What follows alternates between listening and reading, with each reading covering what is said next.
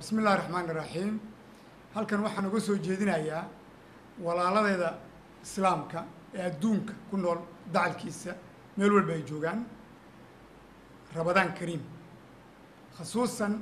walaaladeeda cafarta iyaguna dacalka adduunka jooga waxaan sidoo kale leeyahay Ramadaan Kariim taasoon iyagana maartay hambalyo gaar ah u dirayaa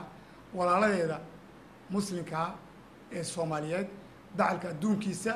iyo khasuusan kuwa ay gula nool dalkan Emiraadka Ramadaan Kariim baan leeyahay sidoo kalena reerkayga caruurtayda hooyadood ku nool dalka Faransiiska waxaan leeyahay Ramadaan Kariim iyo amaana Allah iyo waqti fiican ilaahay nooga dhigo assalaamu calaykum waraxmatullahi wabarakaatuh Dabarkaale Axmed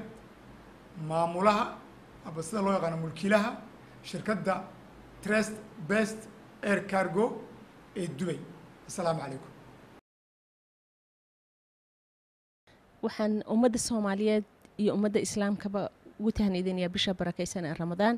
dadka aan jecelahay oo dunida oo dhan ku kala nool oo kamid yahay aabahay oo ku nool Canada aan aad u jecelahay walaalahay oo Canada ku nool walaalahayga Mareykanka ku nool walaalahayga Faransiiska ku nool walaalahayga Soomaaliya ku nool iyo ehelka iyo asxaabta aad u fara badan oo halkan ku kala nool oo qaarkood Djibouti ku nool yihiin Hargeysa ku nool yihiin Xamar ku nool yihiin Boosaaso ku nool yihiin Soomaaliya oo dhan ku wada nool yihiin anigoo dukaanka ka soo hadlaya Mutawaasi waxaan kulligiin idin leenahay dadka aan jecelahay oo dhan Ramadaan Kariim anigoo oo Sahra Jaamac Saalax oo ka soo hadlaysa dukaanka Mutawaasi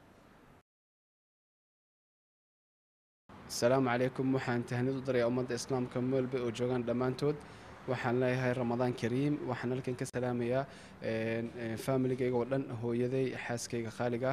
وحان لا رمضان كريم دمانتود مركز الوطني للطب الحديث محمد عنور